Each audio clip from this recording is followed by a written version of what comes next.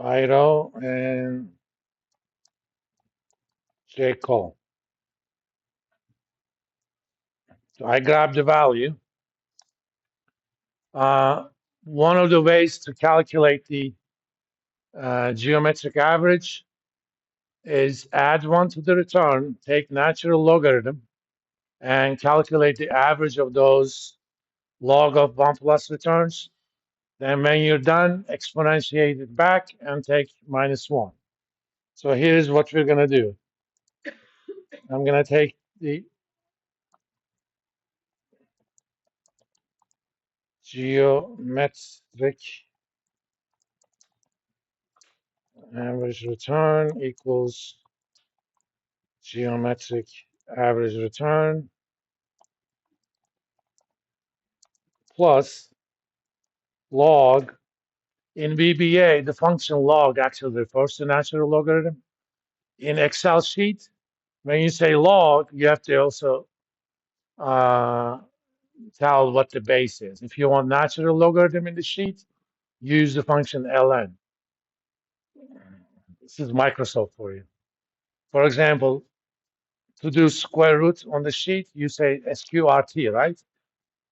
Guess what? In VBA, that is not sqrt, it's sqr. Microsoft for you. No sane software designer would ever do something like that. But that means two parts were programmed by different people. One person called it SQR, the other person called it SQRT. They just let him deal with it. Log of 1 plus IRET.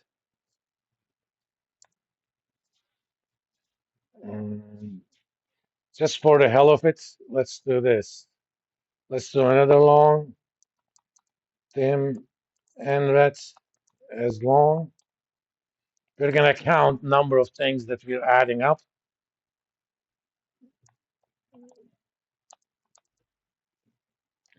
Oh, I forgot to check. If I think the name of the function is number or is num.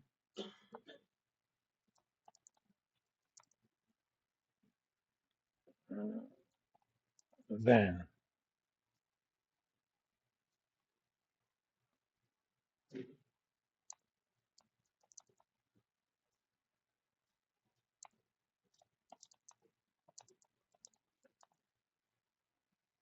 so I'm going to make that calculation only if the entry in that cell is a number. Then I'm going to add to the count.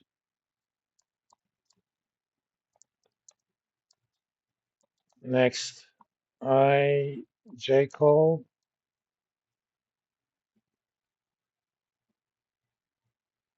I like separating these things. Internally, it doesn't make any difference at all. Now,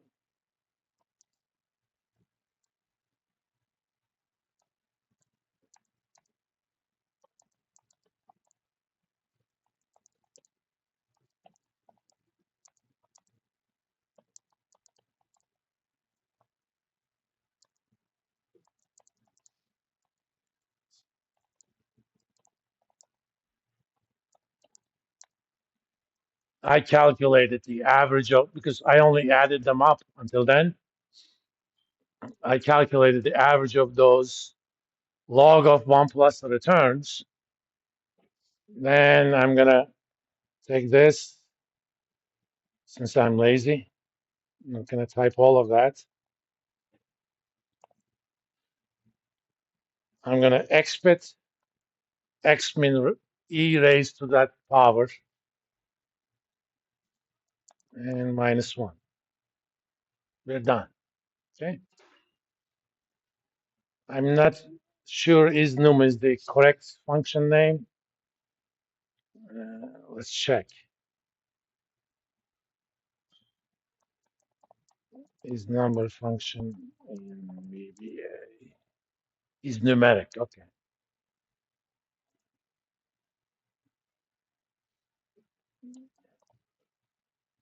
Is numeric is a function that returns true if the argument is numerical, otherwise false. So this function should give me my geometric average returns. Of course, we're going to test it. Let's do this. Geometric average return of all of these. And if I'm not mistaken, it should be exactly the same as this.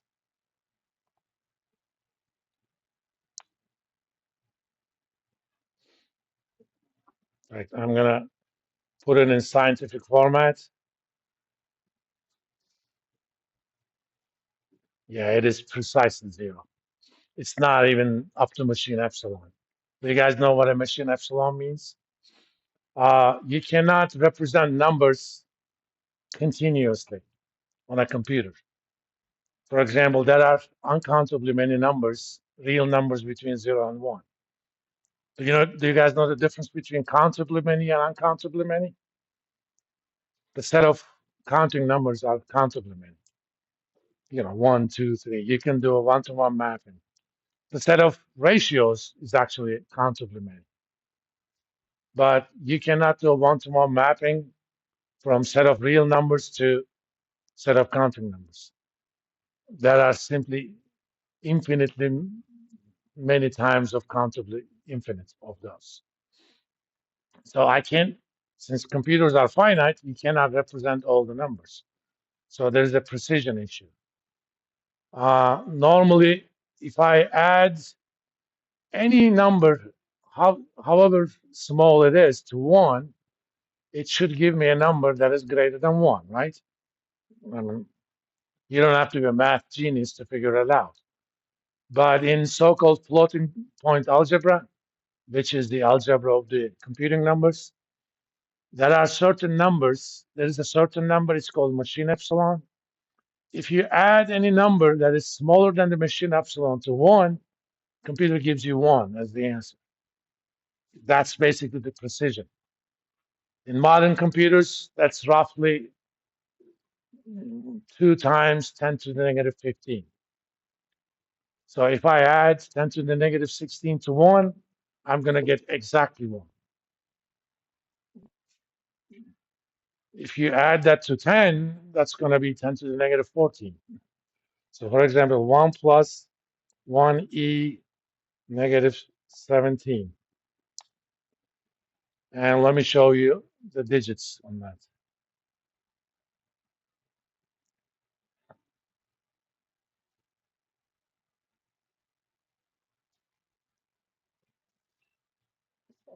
Let me take 2 off.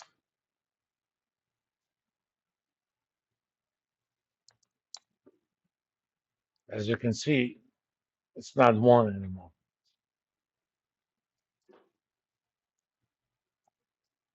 Yeah, that's 1. Let me take 1 off. It makes a difference. You don't worry about these. I don't think our class has started. Huh? Starts at 10:45. Now you guys have a function for geometric average return. Remember, that's the return we're going to compare things. Again, I don't have to worry about all those things, holding period returns and stuff. Let's stop here for today. I'm going to send you the link for the website for Camp French database.